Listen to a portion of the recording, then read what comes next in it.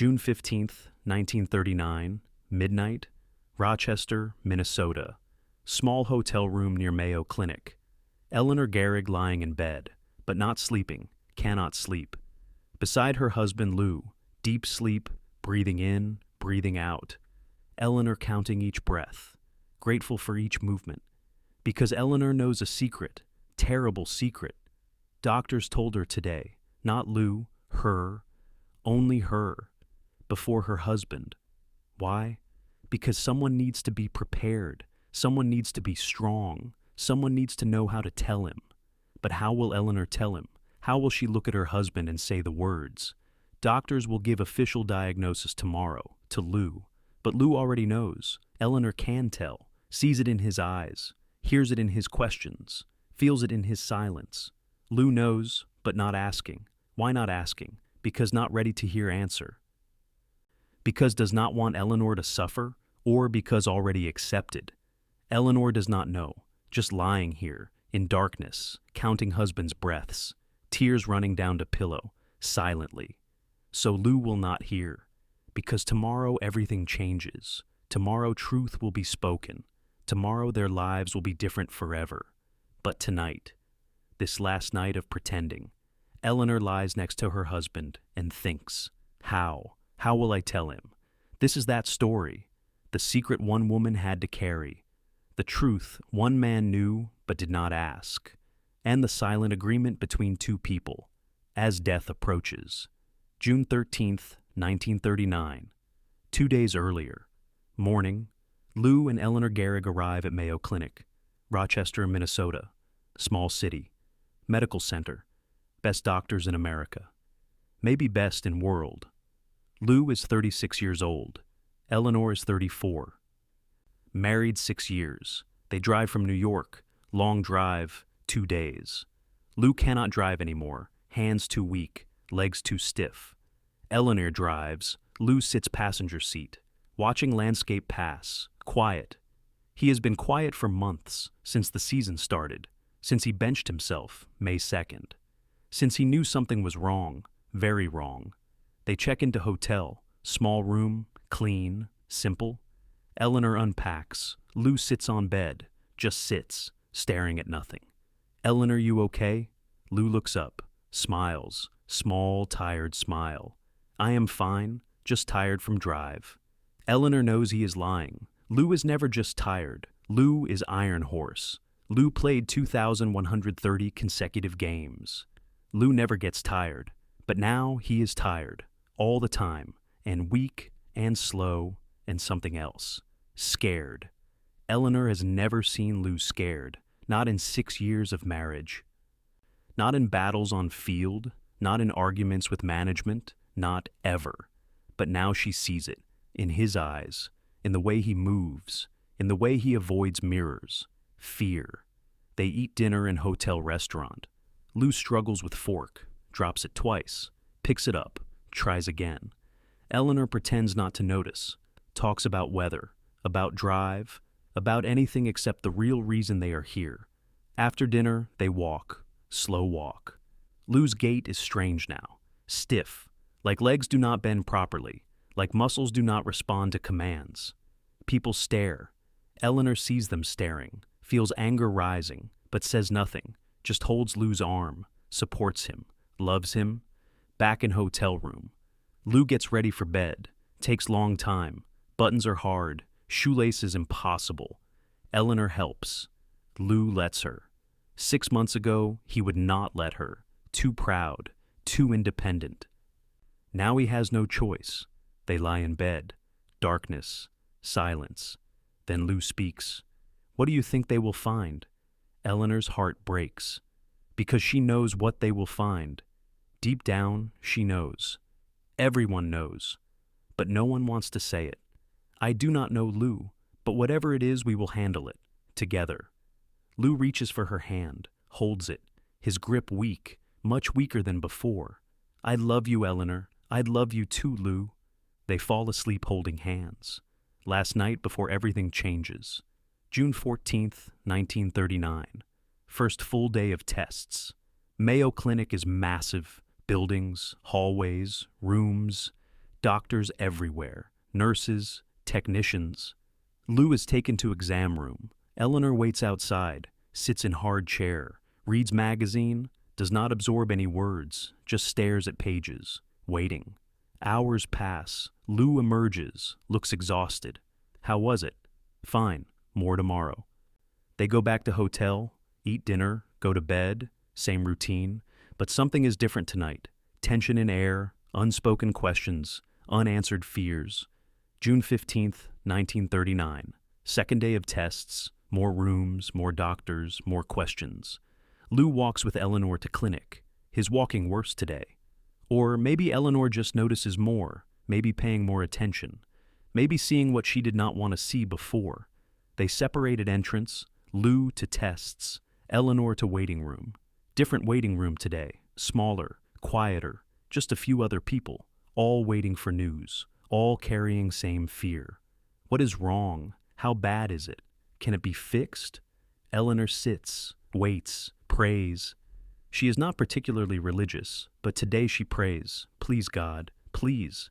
Let it be something simple, something fixable, something that gives us time. An hour passes, nurse approaches. Mrs. Gehrig, yes, please come with me. Eleanor stands, heart pounding, follows nurse down hallway, into office. 3 doctors inside, waiting, sitting, serious faces. Where is Lou? Still in testing. We wanted to talk to you first. Eleanor sits, knows what this means.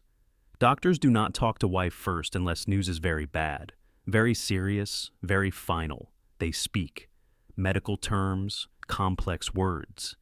Amyotrophic lateral sclerosis, ALS, motor neuron disease, progressive, degenerative, fatal. Eleanor listens but does not understand. Not really, brain still processing, still hoping for different words, different diagnosis, different outcome. Then they use simple words. Your husband's muscles will weaken. He will lose ability to walk, to use his hands, to speak, to swallow, to breathe. How long? Eleanor's voice barely whisper. 2 years, maybe 3, maybe less. We cannot be certain, but this disease progresses quickly. There is no treatment, no cure, no hope. Eleanor stares at them, waiting for more, waiting for but we can try this. But there is experimental treatment. But maybe we are wrong. Nothing comes, just silence and truth. Lou Gehrig is dying. Do we tell him today? Eleanor asks. Not today. Tomorrow, after final tests. We want to be absolutely certain, but we are certain. This is ALS. Eleanor nods, stands, legs shaking. How do I act normal? Doctors have no answer. Because there is no answer. How do you act normal when world just ended? Eleanor leaves office, walks down hallway. Lou is there, waiting, finished with tests. He looks at her. Eleanor forces smile. They want more tests tomorrow, just being thorough. Lou nods, accepts this. They walk to hotel. Eleanor's mind spinning. 2 years, maybe 3. Lou is talking about something. Eleanor does not hear words, just sound of his voice, memorizing it. Because soon, that voice will be gone. They eat dinner. Lou struggles with food. Eleanor helps, cuts his meat, opens his water bottle, normal things. Wife helping husband. But different now, because Eleanor knows. Knows this is just beginning. Knows it will get worse. Much worse. They go to bed. Lou falls asleep quickly, exhausted from tests. Eleanor lies awake, staring at ceiling. Tears coming, silent tears, body shaking with suppressed sobs. Trying not to wake Lou, trying to be strong, but breaking inside. This is June 15th midnight, the moment we started. Eleanor counting Lou's breaths, carrying secret, waiting for tomorrow, when truth becomes official, when pretending ends. Before we continue with what happened the next morning, hit that subscribe button if you have ever had to keep a devastating secret from someone you love. Drop a like if you know what it feels like to smile while your heart is breaking. Now drop a comment. Where are you watching from? And have you ever had to be the strong one when you felt like falling apart? How did you do it? Let us know. June 16th, 1939. Morning. Eleanor wakes first, has not slept. Lou wakes. They get ready. More tests today, last tests, then tomorrow diagnosis. Lou goes to exam room. Eleanor paces, cannot sit. Nurse asks if she is all right. Waiting is hardest part, nurse says. But wrong. Knowing is hardest. Knowing and not telling. Lou finishes. They have lunch. Lou orders soup. Easier to eat. Eleanor nothing, not hungry. Lou looks at her. You know something. What? No. Nothing? Doctors have not said. Lou keeps looking. Yes, they have. I can see it. You know? And it is bad. Eleanor's voice breaks. They will tell us tomorrow. Let us wait. Okay? Lou reaches for her hand. Weak grip. Gentle. Okay. But I already know Eleanor. Whatever it is, I already know. That night both awake, both pretending sleep. Lou speaks. Eleanor? Yes? I am scared. Eleanor turns, tears visible. I know Lou, me too. They hold each other, crying quietly. Two people facing end, together. June 17th, 1939. No tests, just waiting. They walk Rochester, see town, try to be normal, watch children play. Lou speaks, I have been thinking, about what comes next.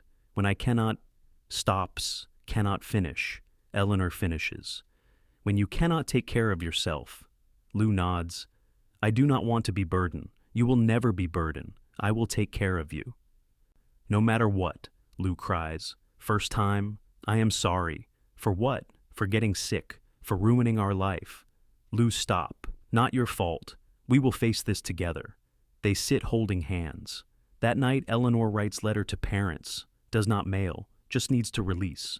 Lou sleeping. Eleanor writing, crying. June 18th, 1939. One more day. Tomorrow diagnosis. They stay in hotel, resting, talking, being together. Lou asks about ALS. Eleanor answers carefully, not revealing she knows. That night Lou cannot sleep, restless. Eleanor holds him, sings. He sleeps finally. Eleanor stays awake, watching, counting breaths, preparing. June 19th, 1939. Morning, day of truth. They wake early, get dressed carefully. Lou's hands struggle with buttons. Eleanor helps. They do not talk much. What is there to say? They know what is coming. Drive to Mayo Clinic. Park. Walk to entrance. Slow walk. Lou's legs stiff. Eleanor's heart heavy. Receptionist directs them to office. Dr. Habin's office. They sit in waiting room. Only them. No one else. Appointment scheduled just for them. For this news. For this moment. Nurse comes. Mr. and Mrs. Gehrig. Doctor is ready. They follow her down hallway. Into office. Large office. Windows. Desk. Chairs. Dr. Habine sits behind desk. Two other doctors standing. All serious faces. All somber. Please sit. They sit. Lou reaches for Eleanor's hand. Holds tight as weak grip allows. Dr. Habin speaks. Mr. Gehrig, we have completed all tests. We have reviewed all results. We have consulted with specialists. And we have reached diagnosis. Lou nods. Go on. You have amyotrophic lateral sclerosis, ALS. It is disease of motor neurons. Cells that control voluntary muscle movement. These cells deteriorate, die, causing progressive muscle weakness, paralysis. The disease is fatal. There is no cure, no effective treatment. We estimate 2 to 3 years, possibly less. We are very sorry. Silence. Complete silence. Lou sitting still, processing. Eleanor watching him, waiting for reaction, waiting for breakdown, waiting for anger or tears or denial. But Lou does none of these, just sits, breathing, thinking, finally speaks. I figured it was something like this. Everyone stares at him. What? You figured? Lou nods. I have been reading, researching. Symptoms match. I knew before I came here. Just needed confirmation. Dr. Habin leans forward. You knew? Suspected. Hard to accept. But yes, I knew. Then why come? To be sure, to know timeline, to understand what happens next. So I can prepare. Dr. Habin nods slowly. That is very brave, Mr. Gehrig. Lou shakes head. Not brave, just realistic. I am ball player. I understand when game is over. This game is over. Now I need to know how to leave field with dignity. Eleanor breaks, tears flowing, body shaking. Lou turns to her, pulls her close. It is okay. We knew. We both knew, right? Eleanor nods against his chest.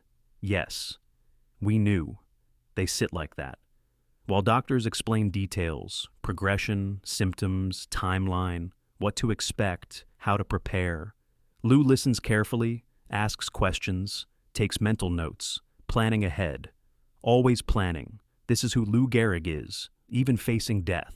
Still planning, still thinking, still trying to do right thing. After meeting ends, they walk out, through hallways, past other patients, past doctors, past nurses, everyone staring. Some recognize Lou, some do not. All see two people carrying heavy burden. They reach parking lot, get in car. Eleanor starts engine, but does not drive, just sits, hands on wheel, staring forward. Lou speaks. 2 to 3 years, maybe less. We should make them count. Eleanor nods. Yes, we should. What do you want to do? Everything. I want to do everything we never had time for. I want to travel, want to laugh, want to live, while I still can. Before, he does not finish, does not need to. Eleanor understands. They drive back to New York. Long drive, 2 days, talking sometimes, silent sometimes, processing, accepting, beginning to live with new reality, new timeline, new ending, following weeks strange. Lou tries to maintain normal life, goes to Yankee Stadium, watches games from dugout, cannot play, body will not allow, but wants to be there, wants to be part of team. Teammates treat him carefully, gently, like he might break. Lou hates this. Not breakable, not yet. Just sick, just dying. Different thing. Eleanor watches from stands, sees Lou's frustration, sees his sadness, sees him mourning life he is losing. July 4th, 1939, Lou Gehrig. Appreciation Day. Yankees honor Lou, retirement ceremony, 60,000 fans.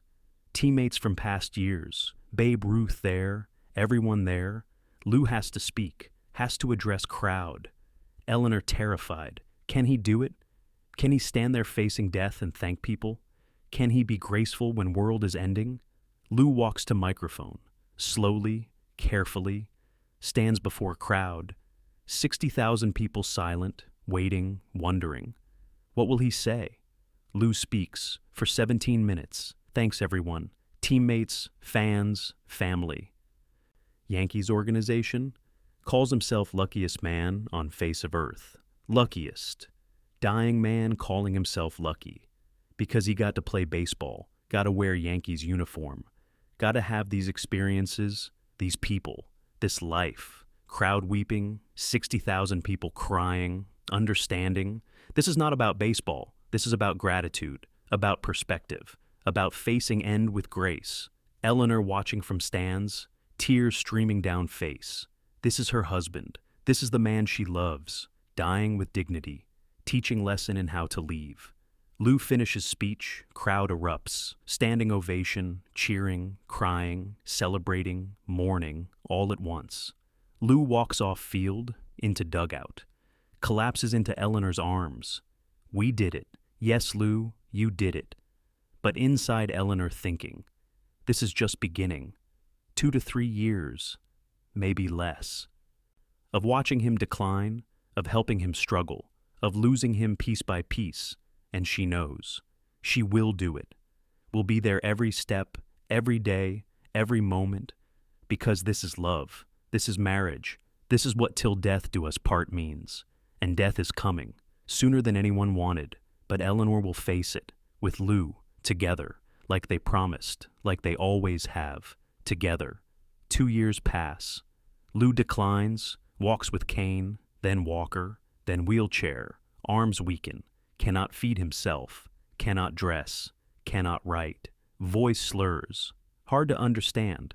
Eleanor adapts, becomes nurse, caregiver, wife, all at once, never complains, just loves him, helps him. Stays. Lou apologizes constantly. Sorry for burden. Eleanor always same response. No apologies. You are my husband. This is my honor. June 2nd, 1941. 2 years from Mayo diagnosis. Lou Gehrig dies, 37 years old. Eleanor by his side. Holding hand, last word. Eleanor, just her name. Then gone. Eleanor sits with body long time. Not ready to let go. Not ready for life without him. Eleanor lives 50 more years. Never remarries. Never forgets. Never stops loving man she lost. Every time she tells Mayo Clinic story, still cries, because even 50 years later, still hurts, still misses him, still loves him. That is real love, not just happiness, not just good times, but staying, through sickness, through decline, through death. Staying because you promised, because you meant it. Eleanor showed world what love looks like, when tested, when challenged, when faced with loss. Real love, real partnership, real marriage, till death do us part, and even beyond.